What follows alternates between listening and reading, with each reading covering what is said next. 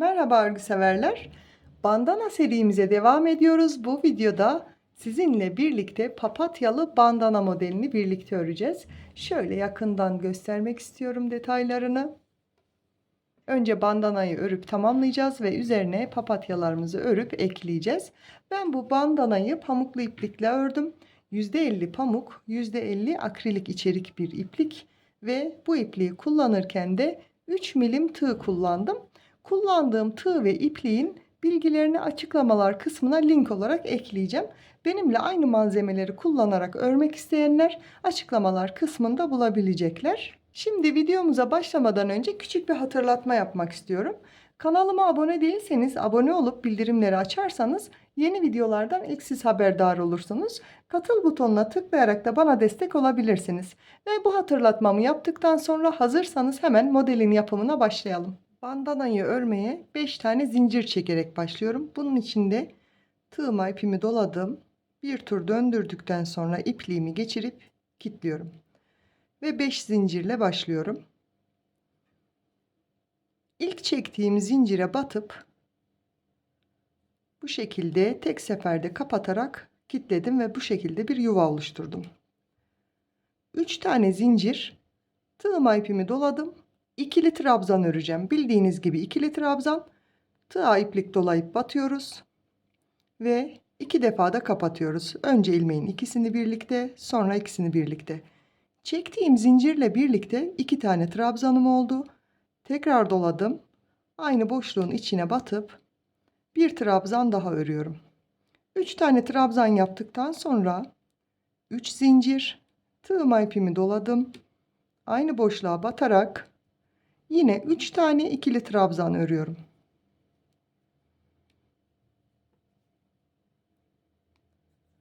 Bu şekilde tekrar 3 zincir, tığıma ipimi doladım. Aynı boşluğun içine yine 3 tane trabzan örüyorum.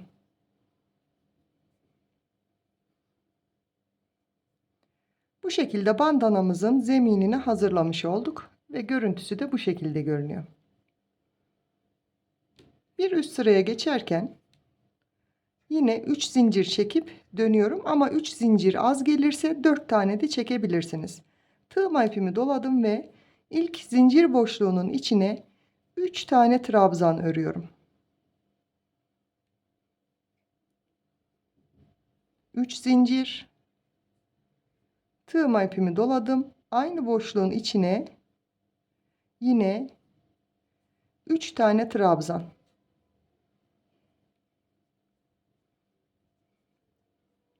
İkinci sıramıza da bu şekilde başlamış olduk. 2 zincir çekip bir sonraki zincir boşluğuna geliyorum ve aynı işlemleri tekrar ediyorum. Yani önce 3 tane trabzan, 3 zincir, aynı boşluğun içine yine 3 trabzan daha yapıyorum.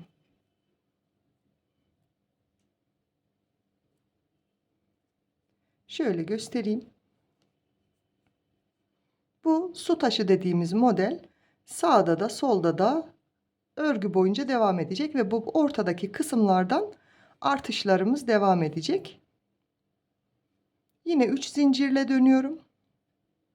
3 zincir çektim, örgümü döndürdüm. Tığıma ipimi dolayıp buraya 3 trabzan, 2, 3 trabzan, 3 zincir ve aynı noktaya yine 3 trabzan daha örüyorum.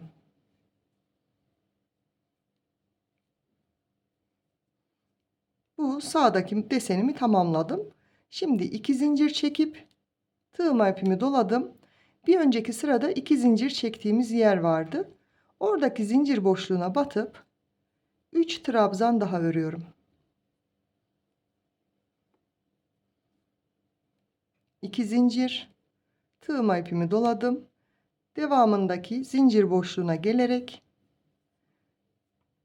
3 trabzan, 3 zincir, aynı noktaya 3 trabzan daha örüyorum.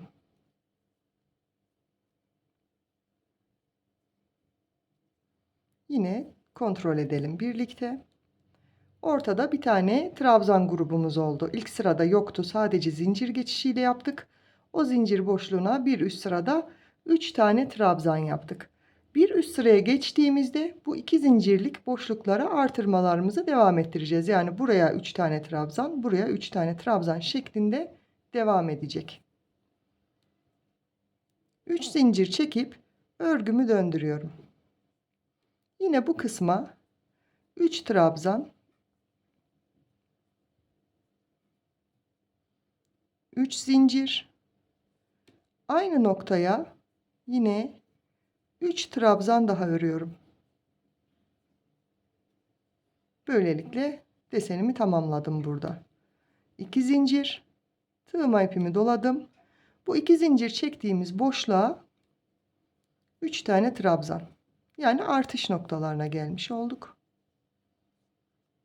Tekrar 2 zincir, tığıma ipimi doladım. Bir sonraki zincir boşluğuna gelip yine 3 tane trabzan örüyorum. 2 zincir, tığıma ipimi doladım. Yine bu kısma gelip 3 tane trabzan örüyorum. 3 zincir, tığıma ipimi doladım. Aynı noktaya yine 3 tane trabzan daha örüyorum. Şöyle tekrar bakalım. Köşe dönüşlerde ve bu su taşı dediğimiz deseni yaparken, yani 3 trabzan, 3 zincir, 3 trabzan aynı noktaya yaptığımız yerlerde hep 3 zincir çekiyorum. Sağ tarafta da sol tarafta da aynı şekilde. Ama bu ortadaki artış yerlerinde hep ikişer zincir ve bir sonraki sıralarda bu 2 zincir çektiğimiz yerlere üçerli gruplarımı örerek artış sağlıyorum. İlk sırada hiç yoktu, sadece 2 zincir boşluğumuz vardı.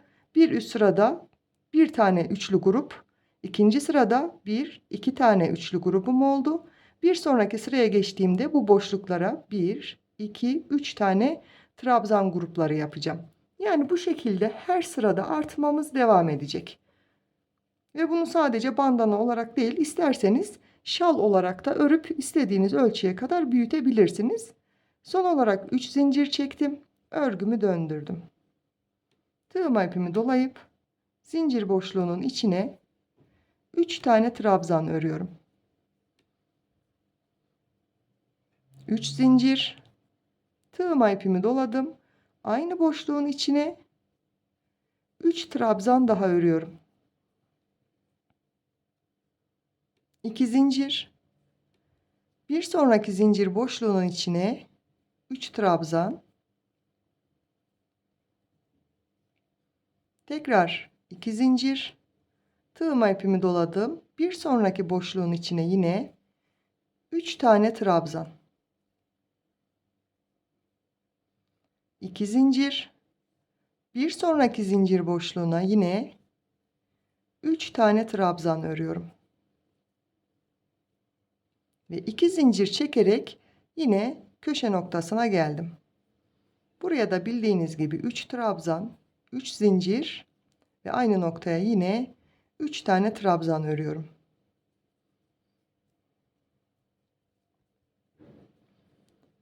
Aslında model hep böyle ilerliyor ama bir sıra daha birlikte örüp birlikte devam edelim. Şöyle göstereyim tekrar. Görüntüsü bu şekilde oluyor.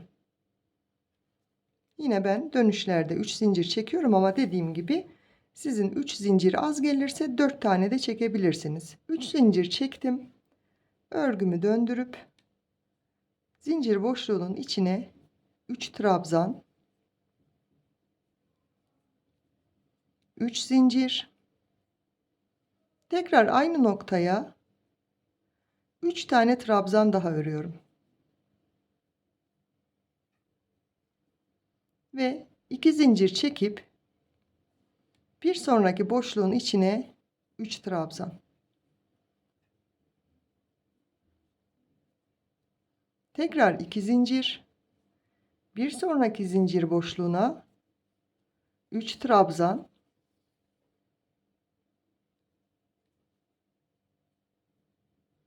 tekrar 2 zincir, Diğer boşluğun içine 3 trabzan. 2 zincir. Bir sonraki zincir boşluğuna yine 3 tane trabzan örüp 2 zincirle bir sonraki köşeye geliyorum. Buraya da 3 trabzan, 3 zincir ve aynı noktaya tekrar 3 trabzan daha yapıyorum. Şöyle bakalım. Görüntüsü bu şekilde. Ne yaptık? En son 1, 2, 3, 4 tane trabzan grubumuz oldu. Bir sonraki sırada da bu boşluklara yapacağız. 5 olacak. Her sırada 5, 6, 7 diye artarak devam edecek. Ben istediğim boyuta gelene kadar ördükten sonra diğer aşamalarını yine birlikte devam edelim. Ben istediğim ölçüye gelene kadar ördüm ve bu şekilde size hemen ölçüsünü vereyim. En uç noktasına kadar ölçtüğümde 26,5 santim, şöyle şuradan da göstereyim. 26,5 santim olmuş. Bir köşeden diğer köşeye olan ölçüsü de 45 santim. Ben bu ölçülerde yaptım ama siz kullanacak kişinin baş çevresini ölçerek de ayarlayabilirsiniz. Sıra sayısı vermiyorum her zamanki gibi, çünkü sıra sayısı elden ele kullandığınız malzemeye, tığa göre değişir. Siz de istediğiniz ölçüye gelene kadar sıra sayısını artırıp eksiltebilirsiniz. Şimdi hemen bu şekilde örgü yönümdü. En son 3 tane trabzan örmüştüm. Bu kez bağcığını yapacağım. Bağcık için 50-55 tane zincir çekeceğim. Yani 25 santim kadar zincir çekeceğim. Siz de o şekilde ister sayısını sayın, ister santim ölçüsünü o şekilde ayarlayabilirsiniz. 55 tane zincir çektim ve ilk zinciri boş bırakıyorum. İkinci zincire batıp, tığıma ip dolamadım. Batıp şöyle ipimi çektim. İlmeğin içinden geçiriyorum. Bu şekilde kaydırma tekniğiyle bütün zincirlerin üzerinden geçeceğim. Bir sonraki zincire battım. İpimi alıp tek seferde kapatıyorum. Bir sonraki zincire battım. Tığıma ipimi aldım ve tek seferde kapatıyorum. Bu şekilde bütün zincirlerin üzerine kaydırma tekniği uygulayacağım. Bağcığımı tamamladım ve ilk çektiğim zincire kadar kaydırma tekniğini uyguladım ve örgümün yönü gördüğünüz gibi bu şekildeydi. Şöyle döndürüyorum. İlk trabzanın tepesine batarak kaydırma yaptım. Bir sonraki trabzanın tepesine de batarak aynı şekilde kaydırma yaptım ve bir sonrakine de batıp bu şekilde kaydırma işlemini yaptım ve ortadaki zincire bir tane sık iğne ile kapatıyorum. Tığıma ipimi doladım. Bir sonraki zincir boşluğuna gelip 3 tane trabzan örüyorum. Bu şekilde 3 zincir. Bu son yaptığım trabzanın buradaki ilmeğinin iki kanadına batarak ipimi çıkardım ve sık iğne ile kapattım. Tekrar doladım. Aynı noktaya 3 tane trabzan daha örüyorum. Şöyle göstereyim. Bağcığımızı yaptık, geldik. Buradan kaydırmayla zincir boşluğunun ortasına geldikten sonra bir sonraki zincir boşluğuna 3 trabzan, 3 zincir, 3 trabzan yaptık. Bu şekilde bütün bu bandanamızın kenarını tamamlayacağız. Şimdi yine tığıma ipimi almadan bir sonraki zincir boşluğuna batıp sık iğne ile kapattım. Tığıma ipimi doladım. Bir sonraki boşluğa batıp 3 tane 3 tane trabzan örüyorum.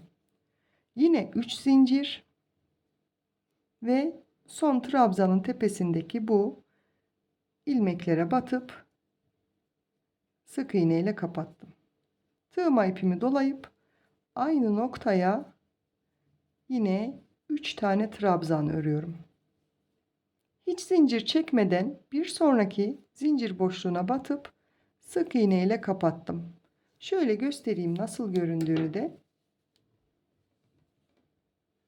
Gördüğünüz gibi bu şekilde bu sırayı tamamen böyle tamamlayacağız. Bir kere daha birlikte örelim. En son buradaki zincir boşluğuna sık iğne yapmıştım. Tığıma ipimi doladım. Bir sonraki zincir boşluğuna gelip 3 tane trabzan, 3 zincir ve son trabzanın tepedeki 2 ilmeğine batarak sık iğne ile kapattım. Tekrar ipimi doladım ve aynı boşluğun içine 3 trabzan daha örüyorum. Ve hiç zincir çekmeden bir sonraki zincir boşluğuna sık iğne ile kapattım. Bu şekilde bu sırayı tamamlayalım ve yine bu taraftaki bağcığını da birlikte yapalım. Ben sıramı tamamladım. Son olarak 3 tane trabzanımı ördükten sonra buradaki zincir boşluğuna sık iğne ile kapatıyorum. Ve ilk trabzanın tepesine kaydırma yaptım. İkincisine de kaydırma yaptıktan sonra yine 55 tane zincir çekiyorum.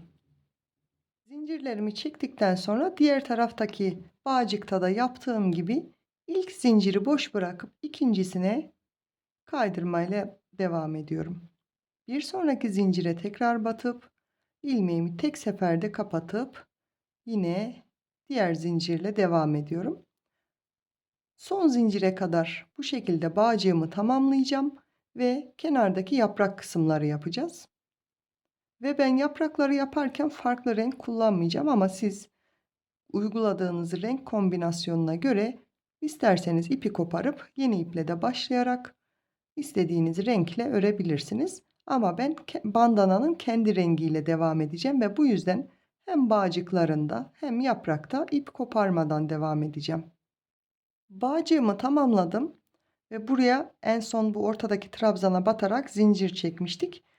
Oraya tekrar aynı noktaya batarak bir kaydırma daha yapıp bağcığımı sabitledim. Yanındaki trabzana da batıyorum. Yine kaydırmayla kapattım ve buradaki zincir boşluğuna ulaşmak için bir kaydırma daha yaptım. Ve 7 tane zincir çekiyorum ve artık yaprak kısmını örüyoruz. 5, 6, 7 tane zincir çektikten sonra bir sonraki zincir boşluğuna bu kenarlardaki zincirleri örüyoruz yaprağımızı. Onu da göstereyim hemen. Burası bizim alnımıza gelecek olan kısımdı. Buraya ikinci bağcığımızı yaptık ve örgümüzü artık yan döndürdük. Bu kenarlardaki zincirlere yaprağımızı devam ediyoruz. 7 tane zincir çektikten sonra bir sonraki zincir boşluğuna batarak sık iğne ile kapattım. Burada 7 zincir az gelirse 8 ya da fazla gelirse daha az. Yani artırıp eksiltin. Kasma yapmamasına dikkat edin. 4 zincir çektim. Tığıma ipimi 2 kez doladım. Aynı noktaya battım. İlmeğin ikisini birlikte kapattım ve tığımda ilmeklerimi bekletiyorum. Tekrar 2 kez tığıma ipimi doladım. Aynı noktaya batıp 1 2 defa kapattım. Son ilmeğim tığımda bekliyor. Tekrar aynı noktaya 1 2 defa da kapatarak trabzanımı ördüm. Son ilmeklerim bekliyor. Başta çektiğim zincirle birlikte toplamda 4 tane trabzanım oldu. 4 ilmeğim var tığımda. Hepsini tek seferde kapattım. 1 2 3 4 zincir çektim. 4 zincir çektikten sonra bu ilmekleri topladığım noktaya batarak sık iğne ile kapattım. Tekrar 4 zincir çekiyorum ve ilk başladığım noktaya batıp sık iğne ile kapattım. Şöyle göstereyim görüntüsünde. Böylece bir tane yaprağımı tamamlamış oldum. 7 zincir çekerek bir sonraki zincir boşluğuna geliyorum. 5 6 7 zincir çektim. Bir sonraki zincir boşluğuna sık iğne ile kapattım. Tekrar 4 zincir. Tığıma ipimi 2 kez doladım. Aynı noktaya buradaki işlemlerin aynısını tekrar edeceğim. 1 2 defa da kapattım. Üçüncü bekliyor. Yani üçlü trabzan yapıyoruz ama son ilmeklerini kapatmıyoruz. Tekrar 2 kez doladım. İlmeğin ikisini birlikte kapattım. İkisini birlikte kapattım. Son ilmeğim bekliyor. Tekrar tığıma ipimi 2 kez doladım. Aynı noktaya ilmeğin ikisini bir kapattım. Ve tığımda 4 tane ilmeğim var. Hepsini tek seferde kapatıp 4 zincir çekiyorum. Ve bu ilmekleri topladığım noktaya batarak sık iğne ile kapattım. 4 zincir. Burada zincir boşluğuna tekrar batarak bir sık iğne ile kapatıyorum. Yaprağım bu şekilde görünüyor. Şöyle göstereyim. Buradan başladık. Buraya kadar gelip köşe noktasına da aynı işlemi yapacağız. Diğer uca kadar yapraklarımızı tamamlayıp gelelim. Ben yapraklarımı tamamladım ve son yaprağımı da yaptıktan sonra yine zincirimi çektim. Buradaki trabzan grubunun tepesine batarak kaydırmayla kapatıyorum. Ve bir zincirle artık ipimi kestim ve şimdi bir buharlı ütü vereceğim. Önce şöyle göstereyim. Çok güzel oldu yaprakları da. Evet arkadaşlar, ben buhar ütüsü de yaptım. Şöyle yakından da göstereyim. Çok güzel oldu ve ben papatyalarımı hazırladım. Sizlerle de öreceğiz. Tabii ki nasıl yapıldığını göstereceğim. Ben iki renk çalıştım. Beyaz ve sarı olarak. Ama siz isterseniz tek renkte çalışabilirsiniz. Tıpkı yaprağı farklı renk yapabileceğiniz gibi. Bandanayı ne renk yapıyorsanız ona uygun renklerden ya da kendi renginden papatyaları hazırlayabilirsiniz. Şimdi hemen papatyanın nasıl yapıldığını göstereceğim. Papatyayı örmeye sihirli halka yaparak başlıyorum. İpi bir tur parmağımda döndürdükten sonra tığımı geçirip ipliğimi alıyorum ve kilitliyorum. Bir zincir çektim. Bu sihirli halkanın içine 12 tane sık iğne yapıyorum. 3 4 5 ve 12. 12 tane sık iğne yaptıktan sonra bu sihirli halkanın ipini çekerek ortasındaki boşluğu küçültüyorum. Bu şekilde. Ve ilk yaptığım sık iğnenin tepesine batarak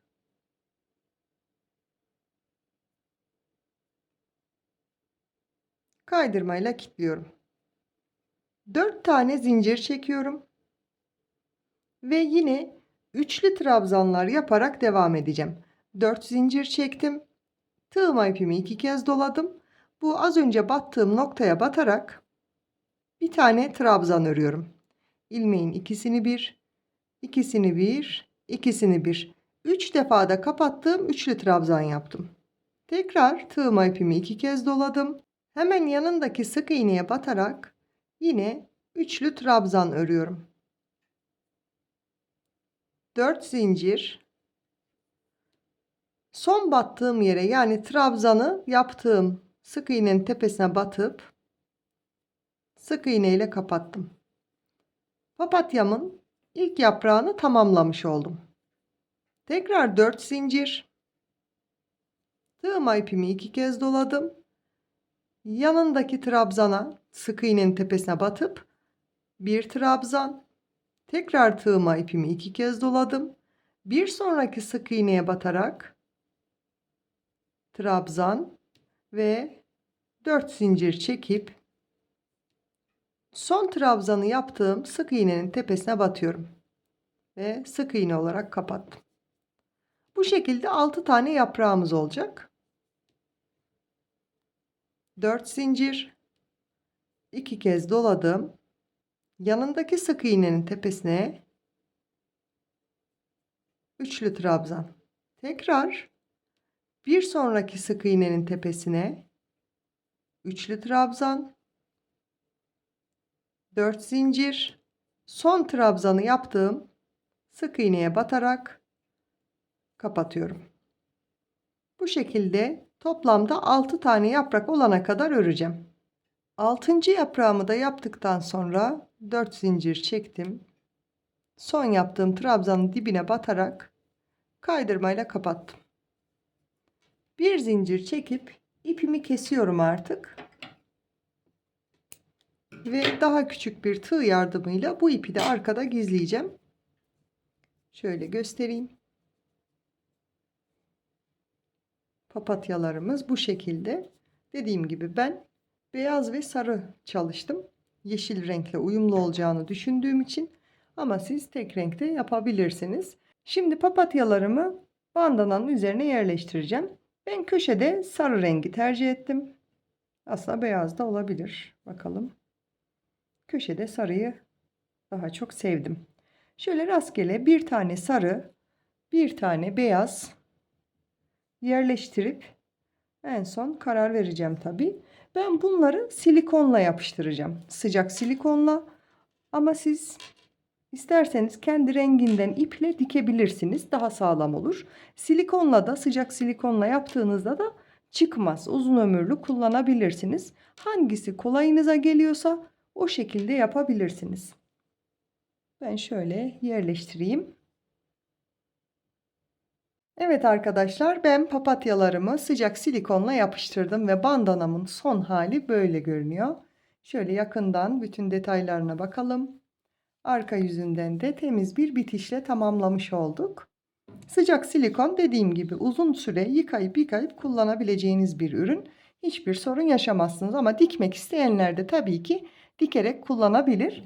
Ayrıca kanalımdaki diğer bandana modellerini de izlemek isterseniz kanalımda bir bandana modelleri isminde oynatma listem var. Oradan diğer bütün modelleri de bakıp benimle birlikte örebilirsiniz. Benim bandana hakkında anlatacaklarım bu kadardı. Eğer videomu buraya kadar izlediyseniz beğeni ve yorum bırakmayı unutmayın. Yeni videolarda görüşmek üzere. Hoşça kalın.